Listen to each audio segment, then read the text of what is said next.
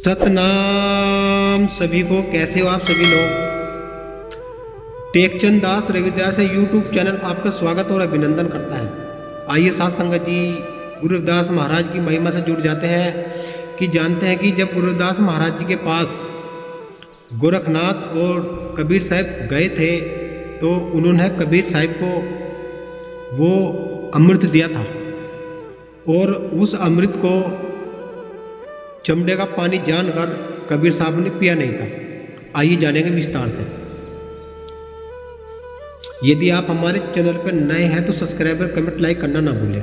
एक समय की बात है कि गोरखनाथ और कबीर साहब के मन में विचार आया कि क्यों ना रविदास महाराज से आज कुछ ज्ञान गोष्ठी करी जाए। तो ऐसे ही जब ये दोनों मिलकर पहुंच गए, उन दोनों की एक ही बात रहती है, गुरु रविदास महाराज जी के पास वे हमेशा आते थे और उनके अंदर वो छोट बड़े की बात भी थी, लेकिन वे अपनी गलती मान भी लेते थे और अपनी भूल को स्वीकार भी कर लेते थे। बोलिए गुरु रविदास महाराज की जय।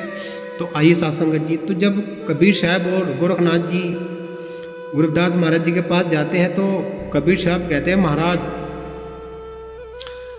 प्यास लगी हुई है बहुत तेज, पानी पिला दीजिएगा।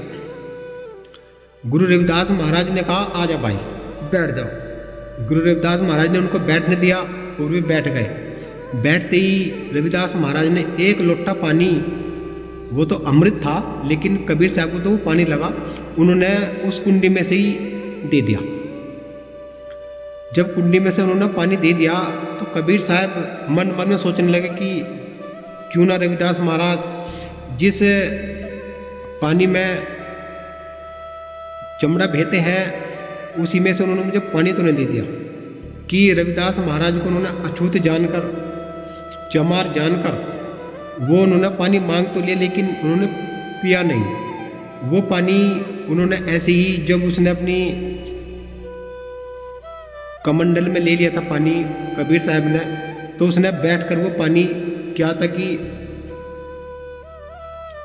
पीने का झूठा नाटक करके वो पानी भूमि पर ही खिंडा दिया। जब भूमि पर ही पानी खिंडा दिया और गोरखनाथ, कबीर साहब गोरखनाथ कहने लगे, उनसे कुछ ज्ञान गोष्ठी की बात ही होने के बाद में वे अपनी मार्ग को सब चले गए। कबीर साहब को पानी की प्यास लगी हुई थी, भूख भी लगी हुई थी।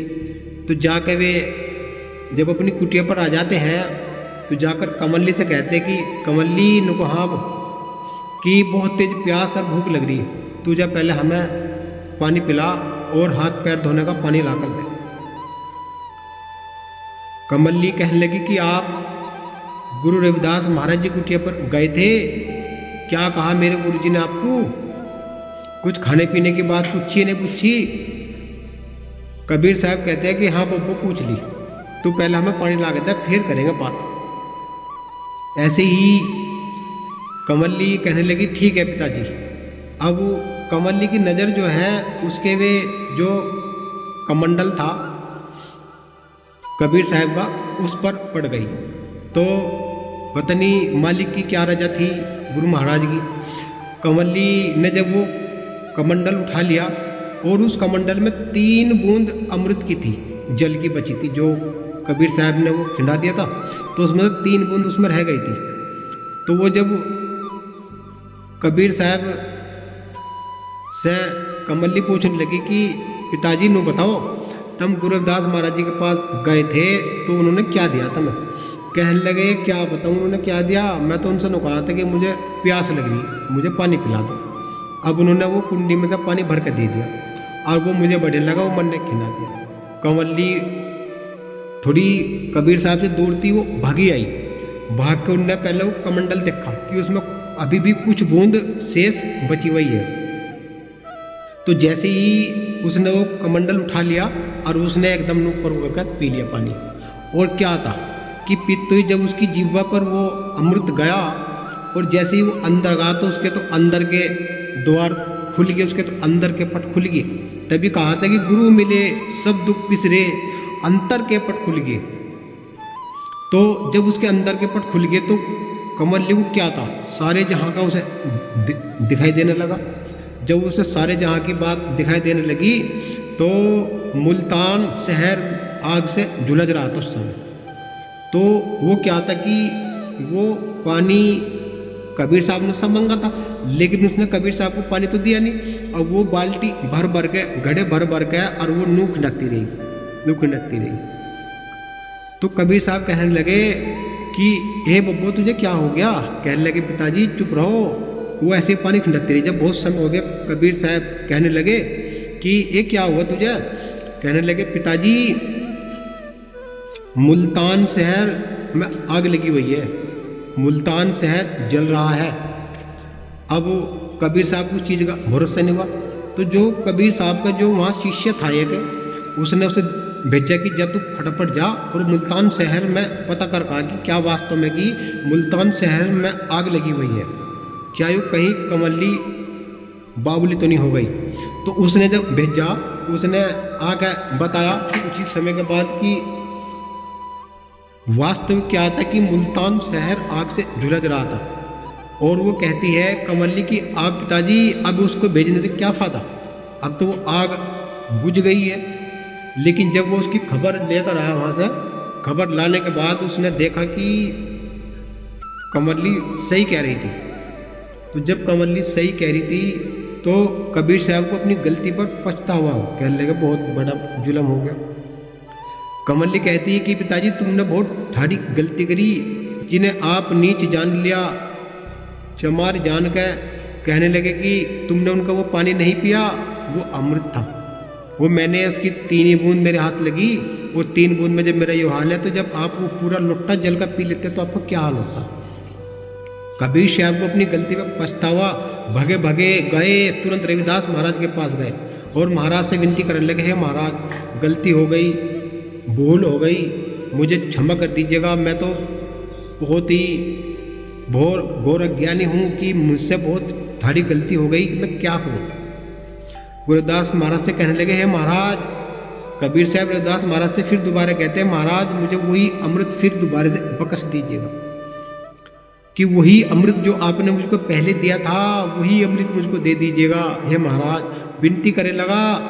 गुरुदास महाराज कहते हैं कि हे कबीरा, जब दिया था पिया नहीं, जब तो किया गुमान, और जिसके कर्म का था वो तो पी गई मुल्तान वाली।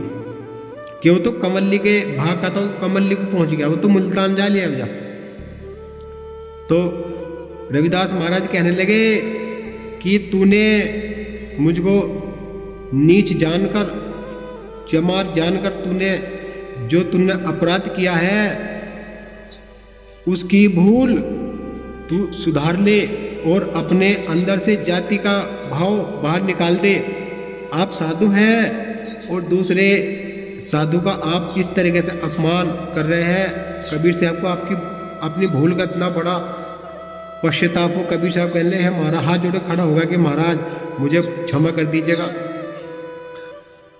जब गुरुदास महाराज ने उससे फिर कहा कि जा नाम की कमाई कर और फिर दोबारा से वो अमृत पी लेना, तो ऐसे ही रविदास महाराज ने कबीर साहब को, गोरखनाथ को और नानक देव जी को, इन सभी को ही गुरु रविदास महाराज ने ज्ञान दिया है। गुरु महाराज से इन्होंने सीख ली है। कहा भी है कि नाम धावे देव मुनि, करता पुरुष अगम, और सीख दान सतगुरु मिले, जाने न तू स्वयं।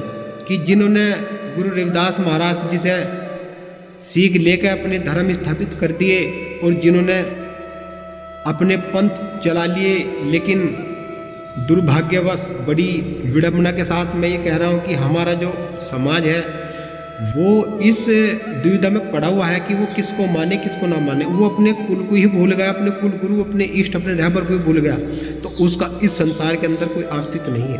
जो अपने बाप को नहीं जानता, अपनी माता को नहीं जानता, अपने कुल गुरु को नहीं जानता, उसका इस संसार में उसका कोई वो नहीं है। जो अपने धर्म को जानेगा, अपनी सत्ता पे आएगा और एक जगह से झुकाएगा, उसी पे गुरु रविदास महाराज दया करते हैं।